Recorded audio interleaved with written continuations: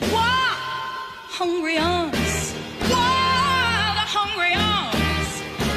Give me all the love I need. Bonjour à tous et bienvenue sur cette nouvelle vidéo. Aujourd'hui il va être question de Star Wars Rogue One, le nouveau Star Wars. Alors forcément je suis quand même très touché par la saga, je l'aime beaucoup, je suis un très gros fan. J'ai vu les 3 premiers je ne sais combien de fois, la prélogie je l'aime beaucoup aussi. Même si le numéro 7 ne m'a pas complètement convaincu, je reste quand même très attaché à ce film parce que c'est Star Wars, que j'aime cet univers et que je veux toujours en voir plus du Star Wars.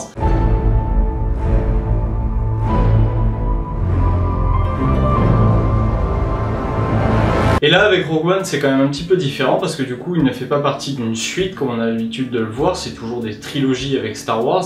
Là c'est un film vraiment seul, indépendant, qu'on peut voir, un début, une fin, c'est tout. Alors certes il prend part à la continuité et à l'histoire Star Wars, mais il n'est pas indispensable d'avoir vu les précédents pour voir celui-ci, comme il n'est pas indispensable d'en voir d'autres après celui-ci. Alors pour moi c'est quand même très important d'avoir vu au moins l'épisode 4 avant, parce qu'il y a quand même beaucoup de références qui sont faites à cet épisode, notamment au niveau des décors et des personnages, mais c'est pas non plus complètement indispensable, ça marche bien en tant que film seul. Alors je sais pas si je suis vraiment très objectif pour parler de Star Wars, parce que forcément je suis très attaché à la saga, et quand je sors de Star Wars j'ai toujours la banane, je me suis éclaté, j'ai passé un très bon moment, parce que c'est un univers que j'adore et que je veux toujours en voir plus dans cet univers. Même si le 7 ne m'avait pas du tout convaincu au premier visionnage, je dois dire que par la suite j'ai fini par m'y attacher parce que forcément je suis fan de l'univers et du coup ça finit par me toucher tôt ou tard. Là quand même avec Rogue One j'ai été touché tout de suite, je sors de la salle en me disant c'est un bon film et c'est un bon Star Wars. Alors ça reste très particulier, forcément on n'a pas tout le concept des Jedi, la Force, etc. C'est abordé très différemment dans ce film, on n'a pas de Jedi, donc forcément c'est très différent de ce qu'on a l'habitude de voir. En général dans Star Wars on a toujours été habitué à ce que les personnages principaux sont des Jedi et c'est ça qui nous touche parce que c'est des chevaliers, les chevaliers de l'espace et que c'est magique et ça nous fait rêver. Là dans ce film ce n'est pas du tout le cas, il n'y a pas de Jedi même si la Force est quand même omniprésente. Cette œuvre a donc été réalisée par Gareth Edwards à qui on doit déjà Godzilla. Alors ce reboot de Godzilla ne m'a pas vraiment convaincu, mais là je dois dire que sur Star Wars il a fait un travail bien plus intéressant que ce à quoi je m'attendais. Il travaille sur la grandeur des décors mais merveilleusement bien. Donc pour moi c'est un sans faute, j'aimerais le revoir un jour ou l'autre sur du Star Wars. Et c'est vraiment très surprenant pour moi d'avoir autant apprécié sa réalisation. Parce qu'autant je dois dire que j'attendais énormément de la réalisation de J.J. Abrams sur Star Wars 7, et que j'avais été mais complètement déçu par ça. Mais là je dois dire que Gareth Edwards il fait très bien le job, il nous offre du Star Wars. Et c'est ça qu'on vient voir. Il faut pas faire trop différent des autres, c'est quand même super important, mais en même temps il faut avoir sa patte, il faut nous apporter quelque chose de nouveau, de neuf dans cet univers. Là c'est fait, c'est différent tout en respectant l'œuvre originale, ça marche super bien. Je reviendrai un petit peu plus tard sur les détails de réalisation qui m'ont vraiment plu, mais dans l'ensemble c'est bon, c'est bien réalisé. Bravo. Et pour l'histoire de ce film, c'est exactement celle à laquelle on s'attendait, c'est donc l'histoire qui nous présente les rebelles qui sont partis donc chercher les plans de l'étoile de la mort pour permettre donc à Luke plus tard de détruire l'étoile de la mort comme on a pu le voir dans Star Wars 4. Une arme décisive est sur le point d'être testée. Il faut que nous sachions ce que c'est et comment la détruire. Rien de très surprenant donc dans ce film au niveau du scénario, mais en même temps on se permet d'ajouter quelques petites choses qui permettent de relier donc la prélogie à la trilogie originelle, et ça c'est vraiment très bien et c'est un vrai plus pour ce film. Et je vais donc commencer par vous présenter un petit peu les personnages. Alors on a tout d'abord Jyn Erso, le personnage principal du film. Déclinez votre identité. Jyn Erso. Autour duquel vont graviter tous les autres personnages. Et ça c'est intéressant parce que du coup c'est quand même vraiment un personnage mis en avant. On suit ce personnage et tous les autres ce sont là que pour l'aider à avancer et pour lui donner la réplique. Ce personnage féminin très fort, très badass, qui envoie vraiment du bois et qui est très impressionnant et très attachant dès les premières minutes, est donc incarné à la perfection par Felicity Jones. Je dois dire que je l'avais beaucoup aimé dans son rôle dans Inferno. Là, elle est vraiment bluffante, elle joue super bien, elle colle très bien à l'univers Star Wars, c'est vraiment un sans faute et un très bon choix de casting pour moi. Et en plus, on a la chance d'avoir une actrice que personne quelque part ne connaît, on ne l'a vu que dans Inferno qui est sorti très récemment, et à part ça, elle a pas fait grand chose. Et du coup, elle est parfaite pour un Star Wars parce qu'on s'identifie directement le personnage comme étant Jyn Erso, c'est tout. On ne l'identifie pas à un autre personnage, comme on peut le voir actuellement par exemple dans Insaisissable 2 où on nous met Daniel Radcliffe, mais Daniel Radcliffe c'est Harry Potter, malheureusement pour lui quelque part parce que ça l'empêche de faire la carrière qu'il pourrait faire. mais c'est Harry Potter. Enfin, il sera toujours Harry Potter dans l'esprit de tout le monde. Là, dans un Star Wars, c'est important de mettre des personnages qui ne nous font penser à personne, surtout pour l'héroïne. Et du coup, c'est un très bon choix de casting qui marche très très bien, j'ai rien à reprocher à l'actrice, elle fait parfaitement le job. Et le second rôle, pour moi, je veux dire que c'est quand même une petite déception, parce que le personnage du capitaine Kasian n'est pas exceptionnel. Franchement, en ressortant de la salle, presque on se rappelle pas le nom du personnage. Il est pas super attachant, alors certes, arrivé à la scène de fin, où on en prend plein la vue et on se dit « Waouh, t'es trop balèze, gars !» Là, ça marche très bien et on est même très déçu et très touché de voir ce qui lui arrive à la fin. Mais dans le film, moi franchement, je me suis pas spécialement identifié au personnage, alors que c'est le personnage masculin principal du film. Je l'ai pas trouvé exceptionnel et franchement, c'est un petit peu dommage quand même. Si c'est vraiment ça que tu fais, je veux participer. D'accord. D'accord. Parce qu'il y avait de quoi faire quelque chose d'intéressant avec lui. Malheureusement, au final, le personnage n'a pas grand intérêt. C'est pas un pilote, il maîtrise pas la force, il ne connaît pas la force, c'est pas un Jedi, c'est pas non plus un super tireur d'élite, parce que quand on le voit un petit peu manipuler un sniper, on se dit « Oula mec, t'es pas vraiment au top du top non plus ». Enfin, dans l'ensemble, c'est pas un personnage très attachant, parce qu'il a rien de vraiment balèze, il en met jamais plein la vue, et on se dit jamais « Waouh mec, t'es vraiment trop fort ». C'est un petit peu dommage, parce que c'est le personnage masculin principal du film, et du coup... c'est pas top à ce niveau-là. Alors j'ai quand même aimé tout ce qui est fait autour de son personnage, qu'à la base c'est quelqu'un qui suit les ordres, peu importe les ordres qui lui sont donnés, et donc même s'il fait partie de la rébellion, et entre parenthèses donc des gentils, il fait quand même de mauvaises actions parfois, obligé et poussé par les ordres qu'on lui donne. Et il les exécute sans réfléchir, comme les Stormtroopers le font dans l'armée de l'Empire. Et du coup c'est bien parce que ça fait un parallèle sympa qui montre bien que des fois on obéit aux ordres et on fait des choses qu'on n'aimerait pas faire et qu'on juge être mauvaises mais qu'on les fait quand même. Et là c'est intéressant, ça marche très très bien et en plus de ça on le voit vers la fin du film donc changer complètement, agir avec son cœur et puis en obéissant aux ordres et du coup ça marche très bien. Il a de bonnes intentions. On a ensuite le personnage de Gad Elmaleh qui est très bien interprété par Mads Mikkelsen. Franchement, il fait bien le boulot et ça me fait plaisir de le voir dans un bon rôle, parce qu'autant dans Doctor Strange, je l'avais pas trouvé exceptionnel, mais là, franchement, il est très très bien, il joue bien le gentil, mais en même temps qu'il doit s'intégrer au méchant. Tout le passage en hologramme où il appelle sa fille, sa nébuleuse, est quand même très touchant, très fort, donc pourquoi pas. Pour moi, c'est un acteur qui passe bien sur ce film. Jean, quoi que je fasse, je le fais pour te protéger. Tu le sais. Oui, je le sais. J'en arrive au personnage de Saw Gerrera qui pour moi n'est pas du tout un personnage attachant. Il est incarné par Forest Whitaker qui fait une prestation très particulière parce que son personnage n'a quasiment aucune ligne de dialogue et quand il parle il se contente de respirer fort dans son masque et il dit pas grand chose d'intéressant. C'est un peu dommage vu que le personnage était intéressant, c'est un rebelle donc qui agit en dehors de la rébellion, donc en gros considéré un petit peu comme un terroriste. Si tu continues à te battre,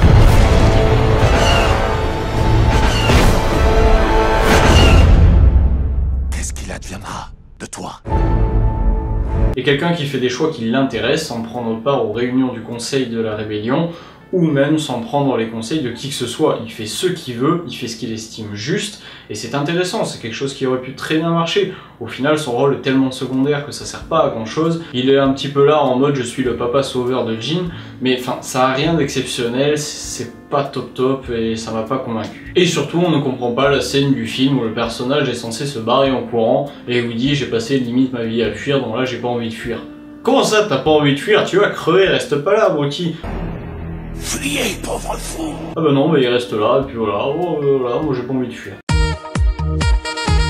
On comprend pas, cette scène n'a aucun sens, c'est nul, c'est débile quoi, ça marche pas du tout. Alors très rapidement, on a également le personnage du directeur Orson, qui était incarné donc par Ben Mendelsohn, qui m'a pas du tout convaincu, il est pas intéressant du tout, c'est vraiment... il joue pas bien quoi, moi je trouve ça marche pas, et il y a plein de moments où c'est décevant, parce que c'est censé être un des gros méchants, un gros badass. On n'a pas beaucoup de temps. Chaque jour, il se renforce. Et il est pas du tout impressionnant, il est jamais terrifiant, il m'a jamais convaincu dans ce film.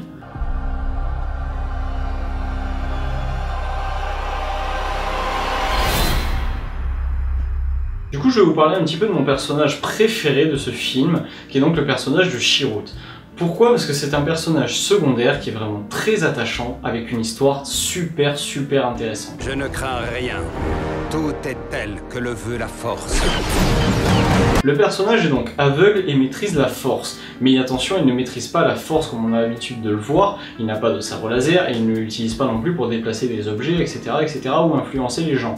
Lui, il utilise juste la force en croyant à la force. C'est sa foi qui lui donne la force. Parce que du coup, il croit en tout ça, il croit que la force domine le monde, et il croit que s'il avance au milieu des tirs de blaster, la force sera là pour le protéger parce qu'il doit y avoir un équilibre, et qu'il pense être quelqu'un de bon, et que du coup la force sera de son côté.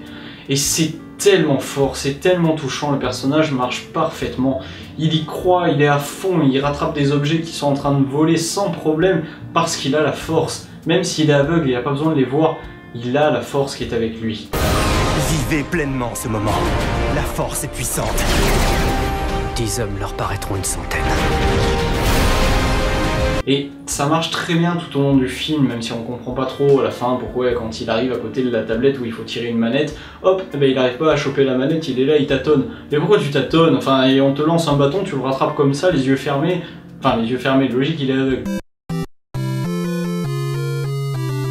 Mais tu rattrapes un bâton alors qu'on te le lance. D'ailleurs, il y a un petit gag qui est fait autour de ça quand on lui met un sac sur la tête. Non, vous êtes sérieux les gars, je suis aveugle, qui marche super bien, il est très marrant. Mais du coup, il a la force, il est pleinement conscient de tout ce qui l'entoure et ça marche super bien, c'est très intéressant. Parce que du coup, c'est la foi qu'il place en la force qui fait qu'il a justement la force qui l'aide. Et c'est super intéressant, parce que les Jedi aient foi en la force, c'est logique. La force, elle est avec eux, ils font plein de trucs grâce à elle, et du coup c'est normal de croire en la force. Elle est là, ils la voient de leurs yeux. Lui, il ne peut pas voir la force, dans tous les sens du terme d'ailleurs.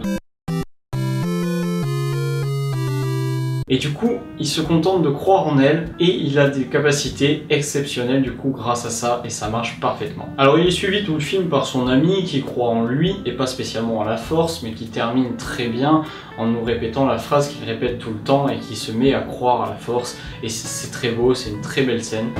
Il y a longtemps que je recrute pour la rébellion. Ils ont tout détruit. Je me bats contre l'Empire maintenant. Alors je ne comprends pas pourquoi ce personnage a la chance d'avoir la première mitraillette laser qu'on voit dans l'univers Star Wars. Franchement, je sais pas d'où ça sort, pourquoi tous les personnages n'en ont pas, c'est tellement puissant comme arme, enfin on comprend pas, alors qu'en plus c'est même pas très encombrant ou quoi. Enfin ça lui donne un petit côté Rambo méga badass, mais c'est juste qu'en fait il a une arme un peu plus intéressante que les autres et on sait pas trop pourquoi c'est lui qui a ça. Enfin bon, c'est sympa, leur petit duo fonctionne bien, ils ont des répliques l'un avec l'autre qui marchent très bien, donc pourquoi pas. Franchement c'était intéressant, c'était un vrai plus au film.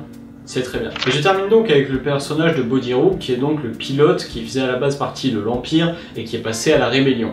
Alors là encore, j'ai un problème avec le fait qu'on accueille le pilote à bras ouverts en 2 secondes, ça y est, ok, tu fais partie de la Rébellion, t'as trahi l'Empire, pas de soucis, t'assistes à toutes les réunions, tu prends les décisions, tu fais partie de la Rébellion, tu es avec nous. Enfin, non, c'est pas logique une seconde, on n'y croit pas du tout à ça. Ça ne marche pas. Parce que il fait partie de l'Empire depuis peut-être des dizaines d'années, ce gars. Et là, du jour au lendemain, il se pointe et vous lui dites « Ok, tu viens avec nous ». Enfin, sans déconner, il n'y a pas des agents infiltrés, ça n'existe pas. Enfin, méfiez-vous un peu quand même. Et du coup, on n'y croit pas trop.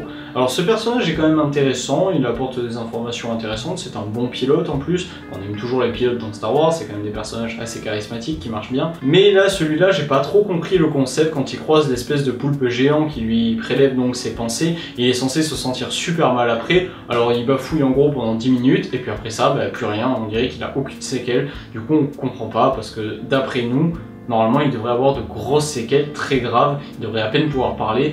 Et du coup on comprend pas pourquoi il se remet si bien. Alors si quand même forcément un petit mot sur le droïde, donc K2SO, qui les suit tout au long du film. Ce droïde est vraiment très intéressant, il est fort, il est impressionnant, il marche très bien dans le film. Donc c'est pour moi un sans faute. C'est vraiment un personnage très attachant, avec quelque part une identité un peu plus humaine que ce qu'on a l'habitude de voir chez les droïdes. Le capitaine dit que tu es une amie. Je ne vais pas te tuer. Merci. Et on évite surtout ce côté R2D2 qui parle en faisant bip bip et C3PO qui traduit. Là, on a tout en un seul droïde. Il a des bras, des jambes, il peut tout faire. Tout ce qu'un être humain pourrait faire, il peut le faire. Et du coup, c'est vachement bien. Et en plus de ça, il a le machin qui permet donc de trifouiller dans les ordinateurs des ennemis, comme avait R2D2. Mais sans avoir un traducteur qui suit partout. Là, c'est un personnage unique, donc il n'y a pas besoin de faire un duo de personnages robotiques. Il marche très bien, il est drôle, je l'ai pas trouvé lourd, alors qu'au début du film je me suis dit lui il va être lourd à mon avis. Oh, t'as vu ce cul? Ouais. Il fait de la muscu, ce gars-là. C'est pas lourd, c'est pas choquant, et je trouve qu'il marche plutôt bien, et qu'il amène à des situations comiques assez drôles, et que même dans les situations dramatiques, il est touchant et intéressant. On s'attache vraiment à ce robot, et c'est vraiment un plus. Et c'est là que je veux dire que je suis assez agréablement surpris par le film, parce que du coup, vu que c'est Disney maintenant qui chapeaute un petit peu les films Star Wars, du coup, je m'attendais à quelque chose de très différent, à quelque chose comme on avait pu le voir dans Star Wars 7, de quand même destiné à un public assez jeune finalement, avec beaucoup de running gags assez courus d'avance, avec des personnages comme BB-8 qui sert juste à faire un pouce avec son feu. Et moi, dans Star Wars 7, c'est ça qui m'a sorti du film et c'est ça qui m'a pas convaincu du tout, en plus du scénario, etc. etc. Mais voilà, dans l'idée, c'est ça qui m'avait vraiment dérangé. Là, dans celui-là, c'est pas du tout le cas, c'est pas du tout destiné à un public jeune. C'est peut-être même l'un des Star Wars les plus trash qu'on ait pu avoir, parce qu'il est violent, il y a la guerre, voilà, c'est un univers quand même dur, il y a l'Empire, c'est des dictateurs qui essayent de gouverner le monde et de dominer tout le monde. Et là, dans ce film, on le voit bien, on le voit mieux que dans les autres. Le monde court à sa perte. Le drapeau de l'Empire flotte dans toute la galaxie. Alors c'était important, forcément il fallait faire ça, ils n'avaient pas trop le choix, il n'y avait pas trop d'autres histoires à raconter, il n'y a pas de Jedi. Avant on se contentait de tourner principalement autour des Jedi, c'est magique, waouh, ça va faire rêver les gens. Là dans celui-là on met pas de Jedi, du coup il faut faire rêver les gens avec autre chose. Et du coup on se concentre plus sur le côté dramatique des situations et ça marche très bien. Au niveau de l'histoire et donc un petit peu de la réalisation, j'ai trouvé que le début du film était quand même un petit peu trop chaotique, un petit peu trop bordélique. Parce qu'on nous présente énormément de planètes, une histoire vraiment très technique à suivre quand même pour ceux qui n'ont pas vu les autres films. On doit assimiler tout ça en quelques secondes, ça va très très vite, on voit beaucoup d'univers, beaucoup de planètes, beaucoup de personnages présentés. Alors c'est intéressant parce que dans Star Wars on voit jamais assez de planètes et c'est cool d'en découvrir plein dans ce film.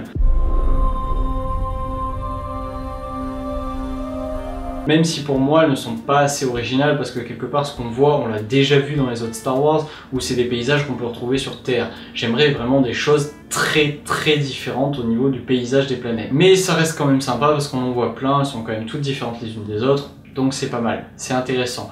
Mais ça fait beaucoup d'informations à retenir pour les gens forcément qui n'ont pas vu les autres films. Pareil avec les personnages, surtout qu'ils ont tous des noms impossibles à retenir, et du coup c'est compliqué parce que ça nous perd un petit peu dans l'histoire. À un certain moment du film, on nous a parlé d'un personnage, Saw Gerrera, et je me suis dit mais c'est qui en fait Saw Gerrera? Et 2 secondes pour revenir et pour me rappeler, mais ces 2 secondes ne devraient pas être là. Normalement on se rappelle de tous les personnages la première fois qu'on nous en parle. Là on nous en présente beaucoup trop vite, et du coup on a tendance à les oublier, en plus ils ont des noms à coucher dehors. Du coup ça marche pas toujours très bien, et moi ça a tendance à me sortir du film, un petit peu comme on avait pu le voir peut-être dans Le Seigneur des Anneaux, où effectivement il y a beaucoup d'univers présentés en très peu de temps. Là dans ce Star Wars c'est vraiment un petit peu choquant je trouve au début, et du coup c'est pas parfait. Alors par la suite je tiens quand même à féliciter le fait qu'on est vraiment bien immergé dans l'esprit de la rébellion. C'est une rébellion, non? Je me rebelle. Certes, on est dans du Star Wars, mais on est avant tout dans une rébellion. Et on est vraiment dans cette ambiance, résistance. Il nous reste l'espoir. L'espoir est la base de la rébellion. On doit faire des choix, c'est difficile, des fois on n'est pas toujours bon, des fois on fait le mal aussi pour arriver à vaincre le grand mal. Mais du coup, on n'est pas toujours bon. Et c'est bien, parce que jusque-là, la rébellion, on l'a toujours vu comme on est meilleur, on va sauver le monde. Non, forcément, des rebelles, des fois, ils font des choses qu'ils n'aimeraient pas avoir à faire, et des choses qui sont très dures, et même des choses pires que l'Empire parfois.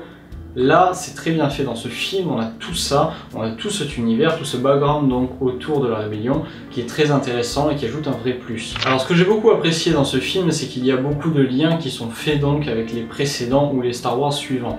On a par exemple le retour des personnages de Dark Vador, la princesse Leia ou encore R2D2 ou C3PO. On a même donc Organa, l'homme qui adopte Leia dans la fin de l'épisode 3 et qui fait donc à la base partie du Sénat, qui revient et c'est très bien parce qu'il apporte des répliques très importantes qui font vraiment partie intégrante de ce film et qui permet de bien relier les deux continuités. Et ça c'est très bien parce que c'est vrai que la prélogie ne colle pas toujours très bien avec les 3 originaux. Et là ce film nous permet de faire la jonction entre ça et c'est quand même très bienvenu parce que vraiment ça fait du bien de voir ça. Et là forcément je dois vous parler du fait que dans l'épisode 4, on avait tous été choqués par le fait qu'il suffit de tirer 2 petits tirs à tel endroit et ça y est, ça détruit l'étoile de la mort, un machin qui fait la taille limite d'une lune ou d'une planète. Là dans celui-ci on nous explique donc que le concepteur de l'étoile de la mort faisait partie de la rébellion et a lui-même intégré ce dispositif pour que l'étoile de la mort soit possible à être détruite.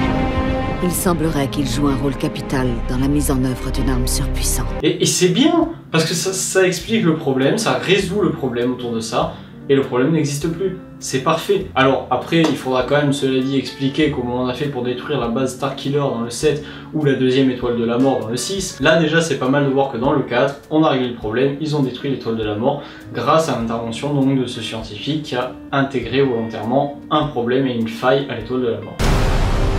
Si c'est mon père qui l'a conçu, il faut qu'on le retrouve. D'accord. De combien d'hommes on a besoin? Alors après, ce qui me gêne un petit peu dans ce film, même si ça m'avait déjà choqué dans tous les films Star Wars que j'ai pu voir, pourquoi il faut une étoile de la mort pour détruire une ville ou une planète? À l'heure actuelle, avec la bombe nucléaire, on est presque capable de détruire la Terre. Alors certes, on ne le fait pas en une seconde, en un seul tir concentré, mais donc, moi je pense que dans un monde où on a des vaisseaux qui permettent de traverser la galaxie en quelques minutes, enfin, on ne comprend pas pourquoi il y a besoin de l'étoile de la mort et pourquoi c'est si fou que ça, l'étoile de la mort qui permet de détruire une planète. C'est pas logique, ou même de détruire une ville. Là dans ce film, ils détruisent une ville à l'étoile de la mort et ils sont comme des fous. Oh ça y est, on a une arme de malade. Mais c'est pas une arme de malade du tout. Enfin, une bombe nucléaire aurait fait exactement la même chose et on la possède aujourd'hui alors qu'on ne maîtrise pas du tout les voyages spatiaux. Si l'Empire dispose d'une telle puissance de feu, quelle chance nous reste-t-il? Enfin, moi j'y ai jamais trop cru à ça, j'ai toujours trouvé ça un peu choquant qu'on nous fasse de l'étoile de la mort l'arme absolue, attention on peut péter des planètes. Ben ouais, mais bon, enfin, même nous au 21e siècle, on est presque capable de péter notre propre planète si on avait envie et besoin de le faire. Donc c'est pas parfaitement logique et ça marche pas très bien pour moi. La force de frappe dont il est question est sans limite. Bon alors après je tiens à le dire, je pense que ça va choquer certains, il y a deux personnages qui sont en image de synthèse dans ce film. J'ai vu quelques critiques, certaines personnes disent que c'est mal fait, moi j'ai trouvé ça super quand même. Enfin, on a presque l'impression de voir des vrais acteurs, hein. C'est vraiment bluffant, j'ai vu le film en IMAX 3D, du coup avec une qualité magnifique, hein, vraiment c'est la qualité parfaite, parfaite, parfaite. Personne ne le verra dans une meilleure qualité que ça, du coup bah, moi je trouve que c'est parfait. Enfin, on voit que c'est des personnages en image de synthèse parce qu'on le sait en plus et qu'on s'y attarde. Et si on ne sait pas que ces personnages sont dans les Star Wars originaux, bah franchement c'est pas si choquant que ça, hein. Enfin moi j'ai trouvé que c'était plutôt réussi franchement et ça m'a pas tant choqué que ça sur le film. Alors après je vais pas vous dire de quel personnage il s'agit parce que ça vous spoilerait un petit peu et qu'en plus du coup vous allez vous attendre à voir ces personnages en image de synthèse, vous allez faire plus attention et du coup vous allez voir peut-être le défaut et voir que du coup c'est en image de synthèse. Mais franchement pour moi c'est quand même pas choquant, j'ai pas trouvé que c'était un défaut à porter au film. Alors d'un point de vue réalisation, les combats dans l'espace sont très bien gérés, c'est vraiment très très beau. J'ai adoré le concept de bouclier autour de la planète qui fait un bouclier donc total autour de la planète et il y a une espèce de porte qui gère donc l'entrée des vaisseaux et c'est ça qu'on ouvre ou qu'on ferme. Par contre il y a un bouclier sur tout le reste de la surface de la planète tout le temps. C'est vraiment intéressant comme concept, c'est quelque chose qu'on n'avait pas vu dans Star Wars jusque là. C'est un vrai plus, c'est vraiment sympa parce que ça ajoute un petit côté technologique très intéressant. Et ça vraiment j'ai trouvé ça bien fait. J'aimerais ajouter que j'ai apprécié le fait que les personnages des Stormtroopers ne sont pas toujours tout propres, toujours de blanc immaculé, alors qu'ils patochent dans la gadoue les trois quarts du temps. Non, là les personnages sont sales parfois. Il y a de plus énormément de combinaisons différentes, on en voit des rouges, des marrons, des gris. Enfin, il y a beaucoup de sortes de Stormtroopers différents et c'est bien parce que dans l'armée c'est comme ça. Il y a les dirigeants, il y a les pilotes, il y a les gardes rapprochés, il y a les soldats fantassins de base, etc. etc. etc. Et là on les différencie tous très bien grâce au costume, ça marche très très bien. J'aimerais quand même dire un petit mot sur la BO parce que je l'ai trouvée très intéressante, elle se permet de récupérer les thèmes principaux donc de Star Wars et de les modifier un petit peu. Bon, alors du coup la base, le tout début de la musique est exactement le même que ce qu'on a pu voir dans tous les précédents Star Wars, mais la suite va évoluer et du coup on est face à une œuvre originale même si elle s'inspire très largement forcément de ce qu'on avait vu dans les Star Wars précédents. Mais c'est intéressant et ça marche très bien, on reste sur des notes très cuivrées à la Star Wars, il n'y a rien de complètement dingue non plus, c'est proche de ce qu'on avait avant, mais c'est modifié, et du coup c'est bienvenu parce qu'on ne nous a pas fait exactement la même chose, et en même temps on retrouve quand même les thèmes auxquels on tient beaucoup, qui nous rappellent tout de suite à l'univers. Et ça c'est un très bon point.